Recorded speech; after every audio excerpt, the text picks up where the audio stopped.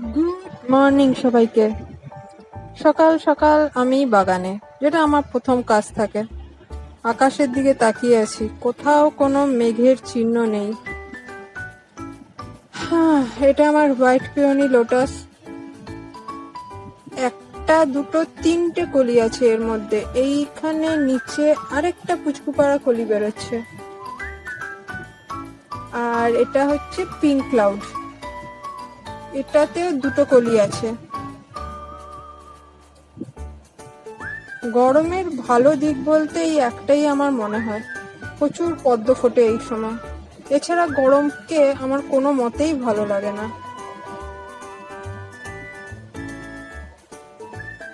এইটা মৌমাছি, যেটা ফুলের মধ্যে ঘুরছে এখন। কালিয়া আমার ফুলটা ভালো, কিন্তু খুব একটা বেশি দিন স্টে করে না দেখছি।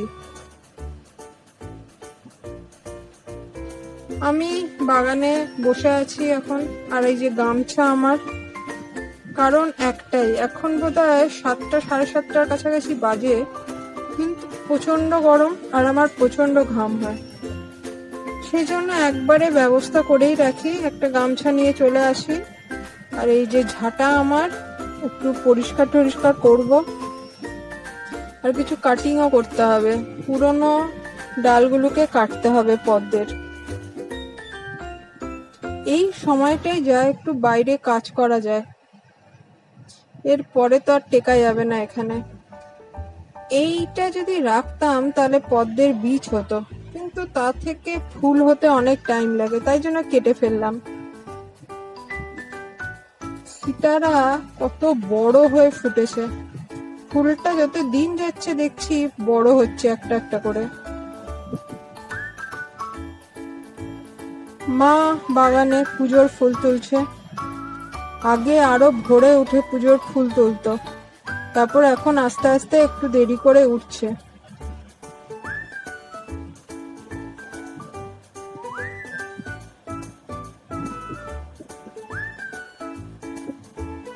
একটু কাজ করার পরেই এত গরম লাগছে যে বসে রেস্ট নিতে হচ্ছে, বেশিক্ষণ কাজ করতে পারছি না একটানা। জবা গাছগুলোকে আস্তে আস্তে রিপোর্টিং করছি, বর্ষা ঢুকতে আর বেশি দিন টাইম নেই। সেই জন্য গাছগুলোকে তুলছি, তুলে মাটিতে সার পার দিয়ে আবার নতুন করে বসাচ্ছি। এই গাছটা বোধহয় 2 বছর ধরে একইভাবে বসানো ছিল, সেই জন্য গাছটাকে রিপোর্টিং করলাম। এটাকে রিপোর্টিং করে এখন প্রায় সপ্তাহখানেক আমি এটাকে ছাওয়াতে রেখে দেবো। সবকটা গাছই রিপোর্টিং করতে হবে, কিন্তু আস্তে আস্তে করতে হবে, তাড়াহুড়ো করলে হবে না। মানে বেসিক্যালি তাড়াহুড়ো আমি করতে পারবো না, আর আমার কাছে অনেক গাছ, সেই জন্য ধীরে সুস্থে করছি।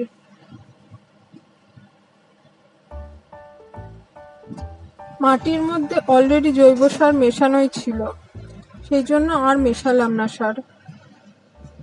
এনাকে দেখো, টগর গাছের মধ্যে ছিল, মা আজকে খুঁজে পেয়েছে।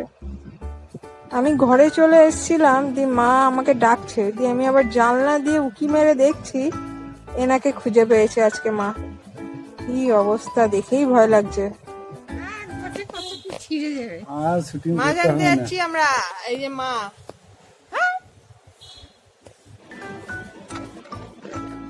এখন আছি কালনা গেটে, আজকে যাব তেঁতুলতলা বাজারে মাছ আনতে।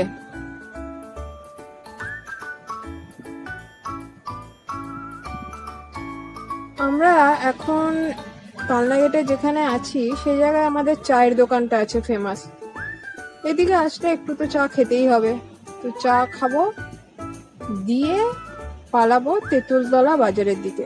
এই যে আমাদের ফেমাস চায়ের দোকান, এখানে তোমরা সব সময় ভিড় দেখবে, এমন কোনো টাইম নেই সকাল থেকে রাত 12টা অব্দি যে এখানে ফাঁকা থাকে, অলওয়েজ লোক থাকে। আর বসার জায়গা আছে এখানে, আর জায়গাটাও বড়, তাই প্রচুর লোক এখানে এসে আড্ডা মারে। আমাদের চা খাওয়া হয়ে গেছে, আমরা আছি এখন করজন গেটের দিকে। এখন 9টাও বাজেনি, কিন্তু আস্তে আস্তে এই জায়গাটা ফাঁকা হচ্ছে। এখানে ওই যে বলেছিলাম সকালে সবজির বাজার বসে, হোলসেল মার্কেট যাকে বলে, কিন্তু এখন রোদের জন্য দেখছি এই মার্কেটটা খুব তাড়াতাড়ি উঠে যায়। নর্মালি 10টার পর তো এই মার্কেটটা এমনিই ওঠে। এখান থেকে টমেটো নিলাম। এই লোকটা মুখের মধ্যে কি বলে গুটকা না কি ভরে রেখেছে, ও যে কি বললো আমি তো কিছুই বুঝতে পারলাম না, কাকুই বুঝলো। এবার ঢুকছি আমাদের ফেমাস তেঁতুলতলা বাজারের মাছের বাজারের দিকে। এখানে চারিদিকে তোমরা মাছ দেখতে পাবে। এই মার্কেটটা আমি আগেও দেখিয়েছি তোমাদেরকে। এটা মোটামুটি রাত্রবেলা স্টার্ট হয় ওই 3:30 4টে থেকে, আর ওই 10টা 10:30, খুব বেশি হলে 11টা, তার মধ্যেই মাছের মার্কেটটা বন্ধ হয়ে যায়। এই ময়লার গাড়িটা, ওরে বাবরে গন্ধ হয়ে পাশ দিয়ে যখন গেলাম, ও বাবা।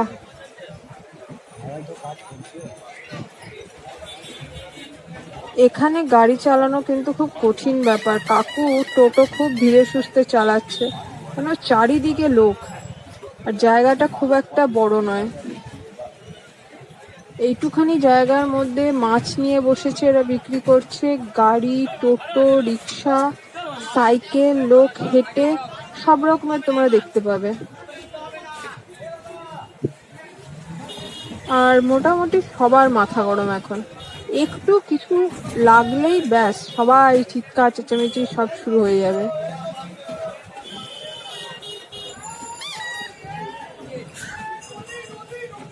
তোমরা ভিড়টা দেখতেই পাচ্ছ।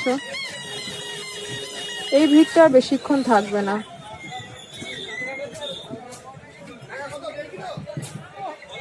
আমি চিংড়ি মাছ নিলাম আজকে এখান থেকে। এই চিংড়ি মাছগুলো আজকে নিয়ে এসছি তেঁতুলতলা বাজার থেকে। এগুলোকে কি বলে, বাগদা চিংড়ি না গলদা চিংড়ি আমি ঠিক জানি না, মানে এইরকম সাইজের বড় বড় 4খানা চিংড়ি। এদের ছাড়ানো হয়ে গেছে। ছাড়ানো তো একটা বড় যুদ্ধ। ছাড়ানোর পর এই স্টিক গুলোকে ভরছি চিংড়ি মাছের মধ্যে, কারণ আর কিছুই নয়, চিংড়ি মাছ ভাজলে একটু গুটিয়ে যায়, গোল হয়ে যায়। আমি চাইছি চিংড়ি মাছগুলো লম্বা লম্বা থাকুক, সেই জন্য এই স্টিকটাকে ভরছি। আশা করি চিংড়ি মাছটা লম্বা থাকবে, দেখতে ভাল লাগবে, এটার আর কোনো কারণ নেই। এই যে এরকম হচ্ছে।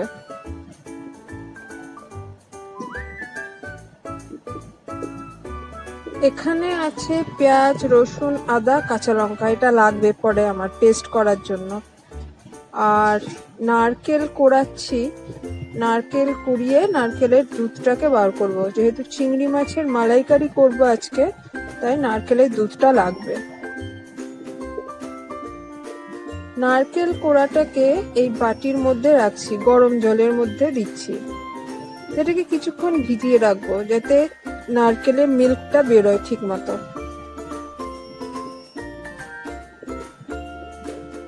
এবার মিক্সির জারে এই সব কিছু দিলাম, আদা, রসুন, পেঁয়াজ, কাঁচা লঙ্কা, এটাকে পেস্ট করব একসাথে।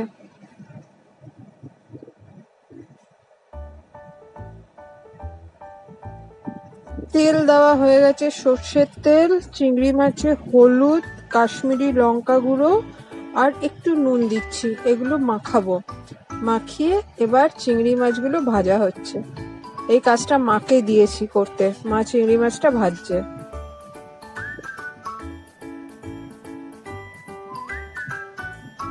মোটামুটি চিংড়ি মাছ ভাজা হয়ে গেছে। এবার ওই তেলেই গোটা গরম মশলা ফোড়ন দিয়েছি আমি। এটাকে একটুখানি নেড়ে নেব। এবার যে পেস্টটা বানিয়েছিলাম সেটাকে দিলাম। এটাকে একটু ভালো করে ভাজতে হবে।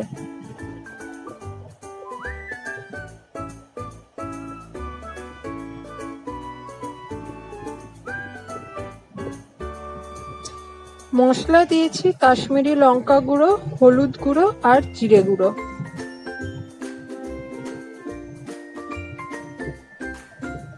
দিয়ে একটু জল দিলাম মশলাটাকে কষানোর জন্য। মশলাটাকে ভালো করে কষাতে হবে, যতক্ষণ না তেল বেরোচ্ছে মশলা থেকে ততক্ষণ কষাতে হবে।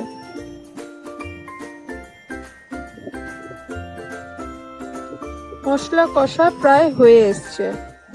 এবার নারকেলের দুধটা এই ছাঁকনি দিয়ে ছেঁকে দিচ্ছি। দুধটা ফুটে উঠলে এবার চিংড়ি মাছগুলো দিয়ে দেবো।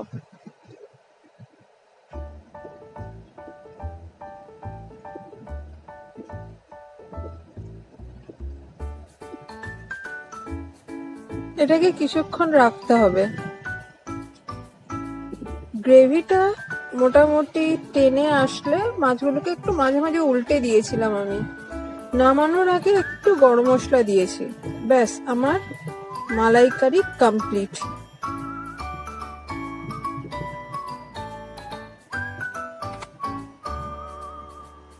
দেখতে বেশ ভালোই লাগছে।